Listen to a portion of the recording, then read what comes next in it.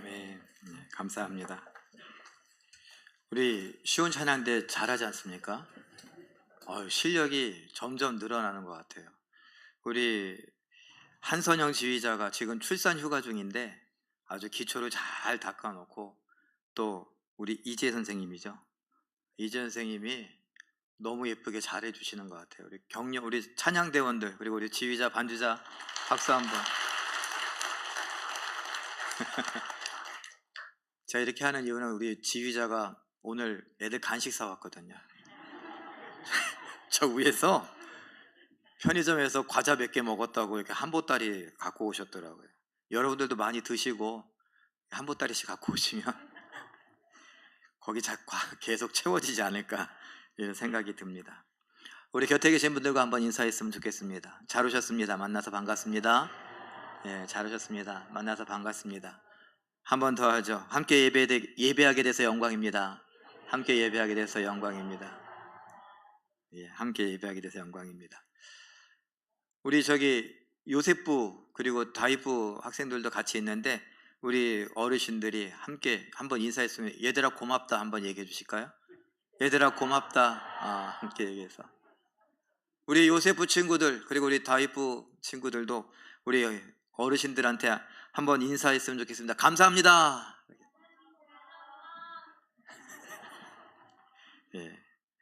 이래가 저 위에 있는데, 이래가 컸다고 이제 딱 이렇게 서고서 손은 들고 이럴 것 같은데 고개를 끄덕하면서 저한테 인사하더라고요. 그래서 제가 다 컸네, 그런 생각도 해봤습니다. 여러분, 우리 모두가 한 가족으로서 서로 사랑하고 아껴줄 수 있었으면 좋겠습니다. 오늘 찬양팀이 이렇게 찬양을 했는데, 우리 요셉부 친구들이 나도 저 언니들처럼 저기 나가서 이렇게 하고 싶다, 이런 좀 꿈을 꾸고 또 이렇게 했으면 좋겠고, 제가 그 마음을 여기 앉아서 생각하는데, 우리 찬양팀도 폼나지만 저기 찬양대도 폼나고 저도 좀 폼이 났으면 좋겠다. 그래서 누군가는 저기 앉아서 나도 목사님처럼 되고 싶다, 이런 생각들을 좀 하고 꿈을 꾸고서 우리 식구들 가운데, 우리 자녀들 가운데 정말 제 뒤를 이을 목사님이 나오면 얼마나 좋을까, 그런 생각도 해봤습니다. 그러기 위해서 서로 사랑해주고 위로해주고 격려해주고 하나님 안에서 좋은 꿈들을 꾸며 살아갈 수 있는 우리 가족들이 될 수 있었으면 좋겠습니다. 여러분, 성경을 제가 여러 해 동안 공부해오고 있지만, 또 목사로서 가르친다고 하고 있지만, 여러분들이 정말 성경을 잘 배우기 위해서 정말 필요한 것이 있는데, 제가 그림으로 한번 표현해 봤어요. 성경을 읽을 때 왜? 라고 하는 질문을 하면 됩니다. 또 어떻게? 라고 하는 질문을 하면서 성경을 좀 읽으면, 그리고 배우면, 들으면 여러분들께서 성경을 이해하는데, 그리고 성경을 내 삶 속에 녹이는데 아마 큰 유익이 되지 않을까 생각을 합니다. 그런데 여러분, 요거 왜? 어떻게? 이거는요, 단순히 성경만 아니라 우리 학생들, 특별히 다윗부 학생들 이제 중간고사 끝나고 이제 기말고사 또 준비해야 되는데, 이 3년 동안은 빼도 박도 못하고 계속 공부를 해야 돼요. 대학 간다라고 하는 목표도 있지만, 중간고사, 기말고사, 모의고사, 이런 것들이 정말 힘들게 해요. 근데 시험 볼 때마다 열심히 공부하는데 이게 성적이 안 돼. 저도 그래요. 어릴 때 저는 이렇게 너무 열심히, 저희 동생도 여기 있기 때문에 너무 열심히 한 적은 없어요. 밤새 하루 밤새고 하고서 그 다음날 시험을 망쳤어요. 시험 시간 너무 졸려갖고. 그래갖고 그렇게 열심히는 안 했던 것 같아요. 텔레비전 보면서 공부하고 이렇게 왔다 갔다 하면서 하고 좀 산만해갖고 제가 그랬던 것 같아요. 그런데 이제 와서 생각해보면, 내가 그때 이런 걸 좀 알았으면, 공부를 하는데 이게 왜 그러지? 이게 왜 이래? 이렇게 호기심이 생기고, 그걸 왜 그런지를 배우고 막 생각하고, 그것 때문에 개념을 정리하고, 그리고 그 제 개념을 조금 더 쉽게 설명한 것이 없는가, 내가 이해할 수 있게 누군가 설명해 줄 수 있지 않을까, 그렇게 해서 했다면 더 잘했을걸. 이 문제를 어떻게 라고 생각한다면 더 잘했을걸. 근데 우리 학생들, 왜라고 질문하세요. 국어, 영어, 수학 뭐든지 왜. 그리고 이것을 이 왜라는 답을 얻기 위해서 여러분들이 알고 있는 정말 가까운 사람들 또는 친구들에게라도 물어봐서 이해가 되면 돼요. 그 왜가 설명이 안 되기 때문에, 이해가 안 되기 때문에 요새는 응용 문제가 많이 나오잖아요. 응용 문제를 풀 수가 없어요. 그냥 공식만 외우고 막 답은 따라 외웠는데 조금만 글자 하나만 바꿔도 이게 안 돼요. 왜가 해결이 안 됐기 때문에. 알겠니 주혁아? 준서야? 준민아? 네. 그렇게 공부를 하면서 왜, 그리고 어떻게, 오늘 성경도 그렇게 봤으면 좋겠습니다. 자, 오늘 우리가 잘 알고 있는 씨 뿌리는 자의 비유입니다. 뭐라고요? 씨 뿌리는 자의 비유. 씨를 뿌린 사람이 나오고 그것에 대한 비유래요. 비유라고 하는 건 뭐예요? 빗대어서 말하는 거예요. 근데 그것만 막 붙들고, 비유인데 막 그것만 붙들고 막 이러면 안 돼요. 우리 학생들이 공부를 할 때 시 그러면 시상 뭐 이런 것들이 있고, 시에 대한 내포하고 있는 의미들이 있어요. 원래 표현하고자 했던 것이 무엇인가 이걸 알아야지 거기에 표현되어 있는 그것만 보고서 막 생각하면 안 된단 말이에요. 마태복음 13장 1절에서 9절, 그리고 마가복음 4장 1절에서 9절, 누가복음 8장 4절에서 8절에 씨 뿌리는 자의 비유다라고 하면서 이야기가 나오고, 이 비유와 관련하여서 예수님께서 그 아래 노란색으로 제가 표시해 놓은 그 부분에 설명을 덧붙여 줍니다. 이 비유는 이런 의미다라는 것이죠. 여러분이 잘 알고 있습니다. 제가 이것도 칸 그림으로 표현해 봤어요. 씨 뿌리는 사람이 나와요. 이 씨 뿌리는 사람이 씨를 막 뿌리는데 그 씨는 나중에 말씀이라고 설명을 해 주십니다. 자, 씨를 뿌리는데 뿌렸더니 길가와 돌짝밭과 가시밭과 좋은 밭, 네 군데의 밭에 뿌리게 됐대요. 이걸 갖고 또 어떻게 한 군데에 이 네 개의 밭이 있냐, 이렇게 생각하면 안 된다고요. 지금 하고자 하는 의도가 무엇인지, 씨 뿌리는 자가 씨를 뿌리는데 밭이 네 종류가 있구나, 이 정도 하고, 그 밭이 의미하는 건 뭘까, 그 밭에선 어떤 일이 일어날까, 이런 생각을 해야지 어떻게 이 밭이 네 개가 모여 있냐, 막 이런 설명을 하려고 빠져들면 이거 오산이에요. 자, 길가에 떨어졌는데 길가에 떨어지다 보니까 새가 와서 먹어버렸대요. 길가에 떨어지면 새가 먹어버리는구나. 그런데 돌밭에 떨어지면은 돌이 그늘지고, 그래서 어떻게 해요? 뿌리가 깊이 내릴 수가 없다는 거예요. 돌이 밑에 깔려 있고 위에도 있고 아래도 있고 막 이러니까. 그래서 타서 말라 죽는다 그래요. 가시밭도 가시가 막 있는데 가시 때문에 조금 올라오다가 가시에 찔리고 기운이 막혀서, 우리나라에 옛날에 아카시아 나무가 많았죠. 아카시아 나무는 땅을 산성화시킨다, 사막화한다, 그래서 많이 뽑아버렸나 봐요. 요새는 많이 없어졌어요, 옛날보다. 자, 그런데 그 아카시아가 왜 땅을 산성화하고 왜 사막화합니까? 양분을 그냥 다 빨아먹는 거예요. 뿌리를 깊이 내려갖고. 근데 그 아카시아 나무에 가시도 많죠. 자, 그런 거 생각해 보면 가시나무는 이 양양분을 다 빨아먹는다. 그래서 기운이 약하니까 이 씨가 조금 자라다가 못 자라요. 좋은 밭은요, 거기에 좋은 밭이니까 열매가 주렁주렁 맺힌다, 결실한다, 요 이야기를 하는데, 그럼 도대체 이게 무슨 의미냐?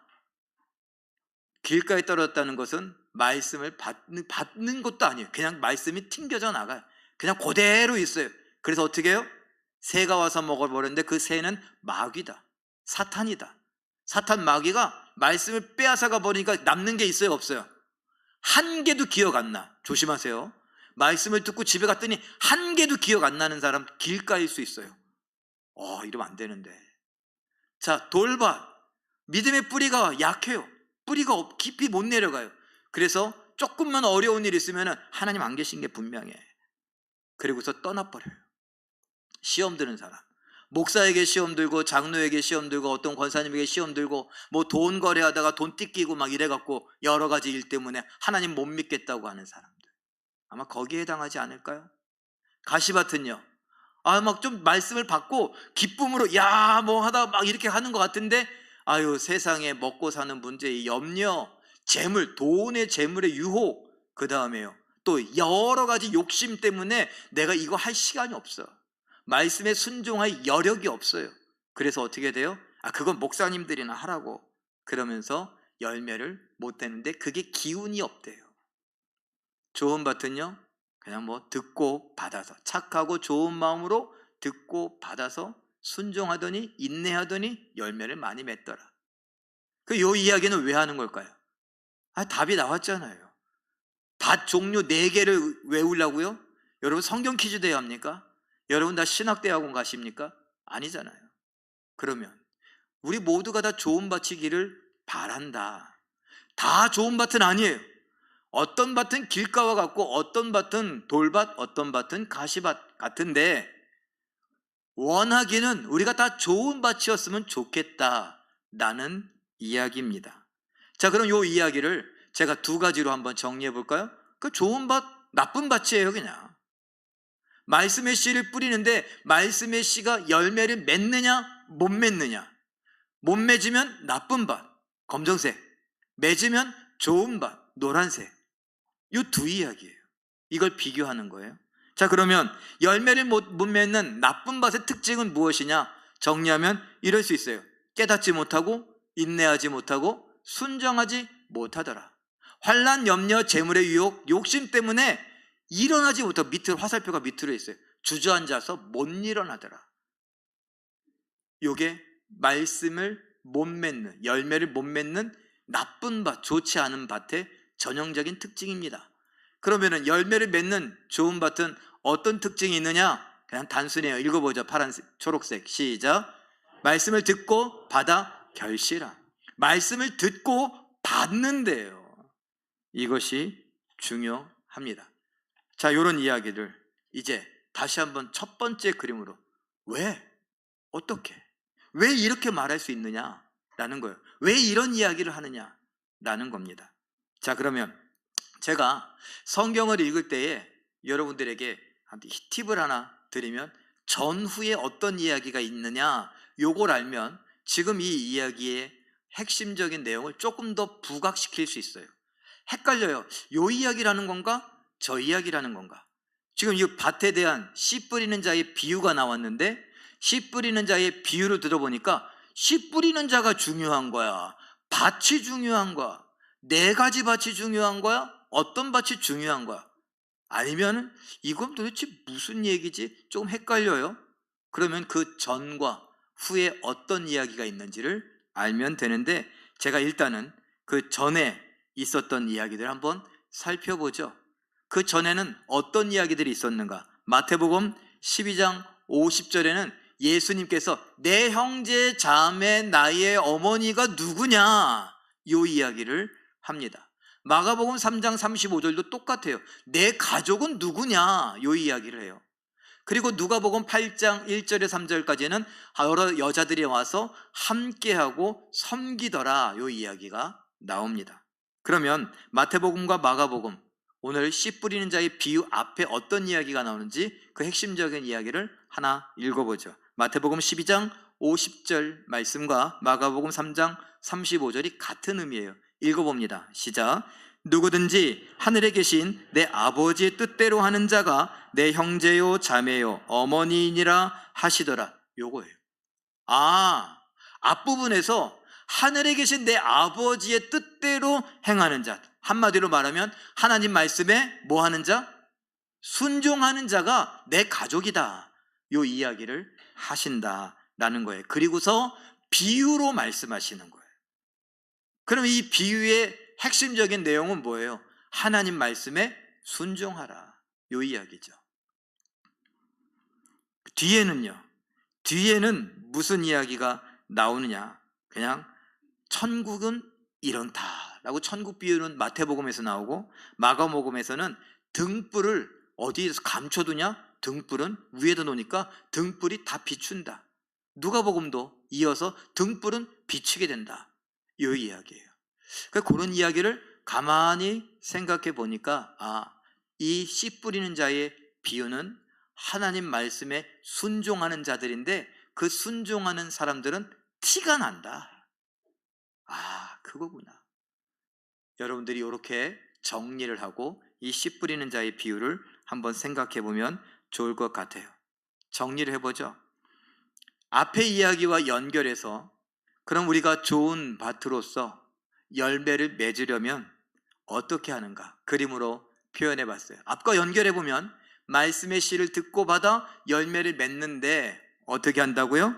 하나님 뜻대로 하고 함께하며 순종하는데 결론은 결실은 곧 순종이다. 이 이야기를 앞의 이야기가 이야기해 주고 있어요. 그러면 이 씨 뿌리는 자의 비유 자체적으로는 어떤 말을 하는가? 반대로 생각하면 되죠. 반면교사. 나쁜 밭이 좀 자세히 설명됐으니까 나쁜 밭과 반대로 하면 되지 않겠습니까? 그래서 반면교사 삼아서 듣고 받아 열매를 맺는 방법은 아멘으로 받고 믿고 깨달아야 돼요. 그리고 순종하되 어떻게 해요? 끝까지 인내하면서 순종한다. 그리고 환난, 염려, 재물 유혹, 그리고 여러 가지 욕심 때문에 주저앉을 수 있어요. 아까 얘기한 대로 시험에 들 수 있고요. 우리가 죄를 지을 수도 있어요. 그리고 그게 끝이에요? 끝이 아니라 다시 일어날 수 있어야 한다라는 것입니다. 이것이 나쁜 밭을 통해서 배울 수 있는 반면 교사예요. 자, 이것이 오늘 씨 뿌리는 자의 비유 속에서 알 수 있는 것인데, 그러면 도대체 이 씨 뿌리는 자가 씨를 뿌렸는데 그 말씀이 밭에 떨어졌다, 이런 밭은 뭐냐?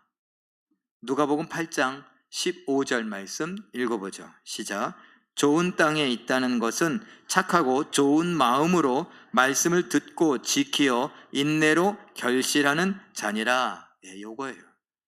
다른 것들을 보니까 마가복음에서는 마음이란 얘기를 구체적으로 하지 않았는데 누가복음에서는 좋고 착한 뭐라고요? 마음이래요. 이 밭이라고 하는 게 마음밭이구나. 우리가 흔히 말하는 마음밭이구나. 그럼 마음밭이 착하고 좋아야 되는구나. 그래요.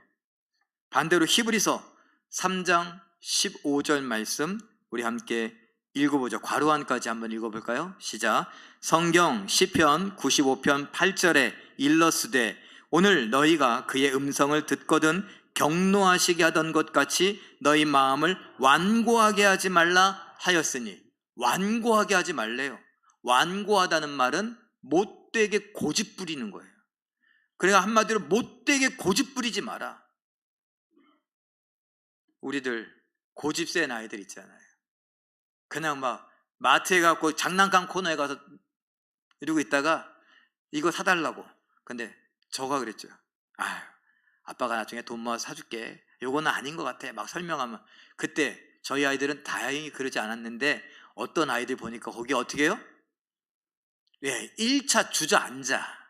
앉아서 다리를 이렇게 해요. 앉아서. 근데 그것도 안 되고 손을 잡으면 어떻게 해요? 들어 누워. 다 똑같은가 봐요. 애들이 학원 다녔나? 어떻게 들어 누워갖고 그 다음에는요 소리 지르죠. 뭐하게? 창피하게. 그러면 사줄까봐. 그러면 매밖에 없는데 사줄까봐 그냥 막 울고 불고 난리가 나는 거예요. 그 뭐라 그래요? 그렇게 말이 안 통하면요. 이게 어린 게 꼴통 같다고. 말이 안 통한다는 거예요. 근데 여러분 오랜 세월을 살아가시면서 우리는 뭐 만든다고요? 고집만 든다고요. 고집만 들어서 이야기가 잘 안 되는 걸 네 글자로 뭐라고 그래요? 고집 불통이라고요. 제가 좀 전에 얘기한 대로 어린아이한테는 그걸 뭐라 그랬다고요? 두 글자? 꼴통이라고. 어른들이니까 나이가 들고 그래서 차마 예의상 말을 못해서 그렇지. 그 말을 듣지 않으려고 하면 불통이 되면은 꼴통이 돼요. 여러분 우리가 어쩔 수 없어요.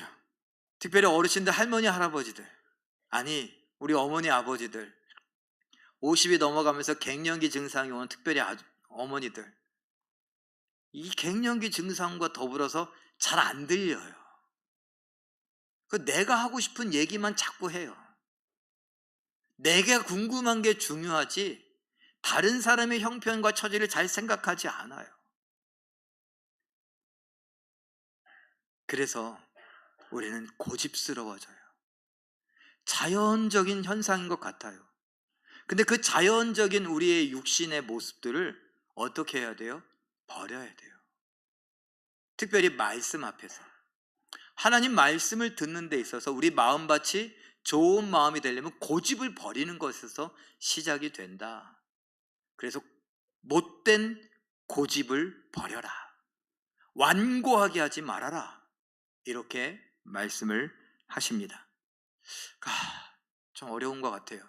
그래서 우리는 에휴, 안 되겠다. 이거 또 목사님 뭐 정말 하늘나라 이야기 같은 것만 하고 나는 상관이 없다. 나는 그렇게 못 살겠다. 이렇게 포기하시겠습니까?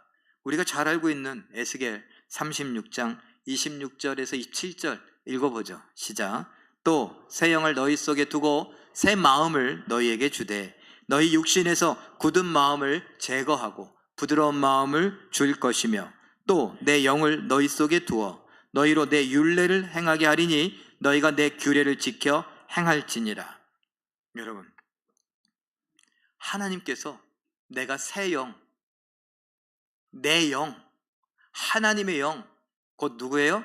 성령을 주겠다고 약속하세요. 이걸 제가 그림으로 또 표현해서 정리했어요. 여러분이 한번 잘 보세요. 우리에게 마음은 고집센 마음이에요. 죄로 딱딱해져 버린, 그래서 말씀이 들리지 않고, 원래 그래요. 말씀이 안 들려요. 말씀 자꾸 잊어버려요. 말씀이 어려워요. 고리타분하고 재미도 없고 짜증나요. 그렇게 자꾸 막 뭐라고 하고 막 그러면은 아유 진짜 이래요. 그게 굳은 마음이에요. 굳은 마음은요, 하나님 말씀을 행하지 않고 지키지 않고 순종하지 않아요. 그런데 하나님께서 이 마음을 어떻게 하게 하신다고요? 성령을 주시면서 부드러운 마음으로 고쳐주신대요. 부드러운 마음으로 바꾸면은 우리는 하나님 말씀을 행한대요. 지켜서 행한대요. 결국 오늘 말씀이 하고자 하는 대로 뭐예요? 순종할 수 있게 한대요. 이게 힌트예요. 내 힘으로는 하나님 말씀에 순종할 수가 없구나라는 거예요. 내 힘으로 한다면 내 마음은 원래가 굳어버린 마음이고, 내 마음은 원래가 나쁜 밭이고, 내 마음은 원래가 하나님 말씀을 튕겨내는, 그래서 자꾸 잊어버리고, 그리고 원래 유혹에 약하고 시험에 들고 재물, 돈 이런 것들밖에 안 보여요. 그게 정상이에요. 그래서 내 힘으로 하려고 하면 자꾸 쓰러져요. 그래서 우리가 흔히 하는 말대로 뭐예요? 하나님 한 주간도 말씀대로 살았다고요? 죄 가운데 살았다고 이렇게 고백할 수밖에 없어요. 그럼 이제 언제까지 이럴 거냐는 거죠. 예수님은 좋은 밭 되기를 바라서 씨 뿌리는 자의 비유를 우리에게 가르쳐 주시는데, 그럼 언제까지? 아니요, 당장 바꾸자. 당장? 사실은 점차로 점차 바꾸자.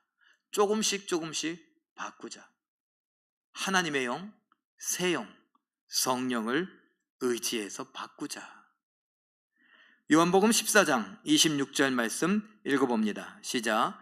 보혜사 곧 아버지께서 내 이름으로 보내실 진리의 성령, 그가 너희에게 모든 것을 가르치고 내가 너희에게 말한 모든 것을 생각나게 하리라. 큰 글씨만 보세요. 성령이 모든 것을 가르치고 모든 것을 뭐하게 한다고요? 생각나게 한다. 그 성령이 우리 안에 있어야 돼요. 성령이 있습니까? 없습니까? 성령이 내 안에 있습니까? 없습니까? 있어요. 근데 하나님의 사랑이 우리를 막 강제적으로 끌고 가지 않는다는 게 우리 입장에서는 문제이기도 하고 그것이 유익이기도 합니다. 그러면 이제 어떻게 해야 돼요? 내 안에 계신 성령께서 실력 발휘하셔야죠. 실력 발휘해서 하나님께서 우리에게 가르쳐 주신 말씀, 예수님께서 우리에게 주신 말씀을 생각나고 기억하고 그리고 깨달을 수 있게 해 주십사. 기도해야죠. 여러분, 우리가 요게 필요해요. 결국 씨 뿌리는 자의 비유는, 얘들아, 너희가 좋은 밭 되기를 바란다. 그런데 너희 스스로가 좋은 밭 될 수 없다. 성령이 그렇게 할 것이다. 그러면 성령을 믿어라. 성령을 의지해라.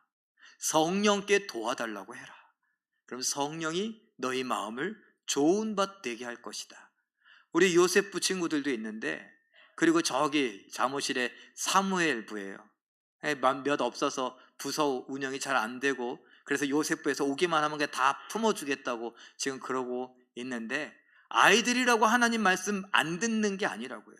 아이들이라고, 초등학교 1학년 2학년이라고 말씀 시간에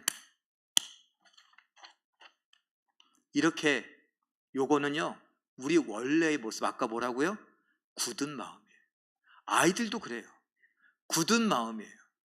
굳은 마음을 어떻게 해요? 성령님 도와주세요. 성령님, 내가 말씀을 듣게 해주세요. 말씀이 재밌게 해주세요. 말씀을 깨달을 수 있게 해주세요. 나에게 가르쳐 주세요.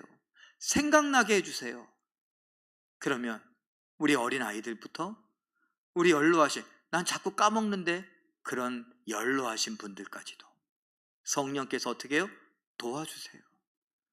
자기 실력 발휘를 하세요. 우리에게 직접 가르치시고 생각나게 하시고 깨닫게 하신다라는 겁니다. 그러면 이제 우리가 부드러운 마음이 됐어요. 그 부드러운 마음과 관련하여 여러분들과 나눴었는데, 부드러운 마음은 내 뭐까지도 포함된다 그랬어요. 두 글자, 의로 시작하는 거. 의지, 순종하고자 하는 의지, 이것도 부드러운 마음에 포함돼요. 새 마음에 포함돼요. 그래서 이젠 성령께서 나에게 깨닫게 하시고 나에게 생각나게 하시고 나를 이끌어 주시는 것을 기도하고 성령이 실력 발휘하면 이제 어떻게 해야 돼요? 내가 성령을 의지해요? 의지를 갖고 순종하겠다고 해야죠. 갈라디아서 5장 16절 말씀 읽어봅니다. 시작. 너희는 성령을 따라 행하라. 그리하면 육체의 욕심을 이루지 아니하리라. 성령을 따라 행하라. 성령을 따라 의지를 갖고 따라가겠다고, 의지를 갖고 내가 말과 행동을 할 때에 말씀이 내 삶 속에 그대로 녹아지게 되는 거고, 내 삶이 말씀에 그대로 따라가고 녹아지게 되는 거예요. 그래서 오늘 씨 뿌리는 자의 비유처럼 우리의 마음밭이 그 밭 중에, 네 가지 밭 중에 뭐요? 좋은 밭이 돼요. 착하고 좋은 마음이 되어서 어떻게 해요? 말씀에 순종하여 열매를 맺게 된다라는 것입니다. 정리해보죠. 처음에 왜, 어떻게 그랬는데, 왜에 대해서는 이미 이야기를 했습니다. 우리가 좋은 밭 되기를 바라서 이 이야기를 하셨어요. 그러면 어떻게 좋은 밭이 될 수 있습니까? 먼저 왼쪽부터 읽어보죠. 시작. 성령의 도우심을 기도하자. 도와달라고 기도하세요. 가르쳐 주세요. 생각나게 해주세요. 깨닫게 해주세요. 나를 인도해 주세요. 기도하세요. 우리 요셉부 친구들도, 그리고 우리 연로하신 어르신들도, 교회에 나온 지 얼마 안 되신 분들도, 교회에 나와서 오래되신 분들도 다 똑같습니다. 똑같이 성령님 도와주세요. 기도해야 됩니다. 오른쪽도 읽어봅니다. 시작. 말씀을 읽고 배워 순종하자. 성령님이 실력 발휘하시면 우리가 이제 깨닫게 되죠. 깨닫게 된 것을 따라 말하고 행동해야 됩니다. 제가 여러분들에게 말씀드린 것은 성경을 읽으세요. 성경을 읽으면 성경이 내 머릿속에 가득하도록, 그러면 이 성경을 따라 생각하게 되죠. 성경을 따라 생각하면 성경을 따라 말하게 될 것입니다. 성경을 따라 말했으니 성경을 따라 행하게 될 것이죠. 성경에 무슨 말을 해요? 사랑하라는 말 하잖아요. 용서하라는 말 하잖아요. 서로 섬기라고 말하잖아요. 교회를 오래 다니시면서도 사랑하는 게 힘드신 분들, 용서하는 게 잘 안 되시는 분들, 섬기는 거 안 되고 섬김만 받고 싶고, 나만 돋보이고 싶고, 나만 인사받고 싶고, 나만 박수침을 받고 싶고, 나만 중앙 무대에 서고 싶고, 나만 스포트라이트 이런 거 받고 싶고, 막 어깨에 힘주고 싶고, 그런 분들 성령께서 내 마음을 좋은 밭 되게 해달라고 기도하면 차라리 다른 사람이 그 자리에 가기를 도와주는 사람이 될 것입니다. 그런데 그게 하나도, 요새 어떤 사람이 난 그래도 하나도 안 부러워 뭐 이런 노래를 이런 식으로 불렀는데 한 개도 안 부럽습니다. 왜? 하나님이 나와 함께 하시는 걸 느낄 수 있기 때문에. 오늘 말씀처럼 나는 이미 좋은 밭이 되어가고 있다는 걸 느끼기 때문에, 나는 이미 열매를 맺어가고 있기 때문에. 30배, 60배, 100배, 우리는 몇 배 받고 싶어요? 100배. 이왕이면 100이죠. 중요하지 않아요. 30이면 어떻고 60이면 어떻고 100이면 어떻습니까? 중요한 건 결실하느냐, 열매를 맺느냐에 있어요. 그런 열매를 맺어가며 하나님께 영광 돌려드릴 수 있는 우리 모든 제1교회 성도님들 되시길, 우리 사무엘부, 요셉부, 다윗부, 여호수아 갈렙 청년들과 그리고 우리 모든 장년들, 우리 어린 손주들, 그리고 우리 할머니 할아버지 어머니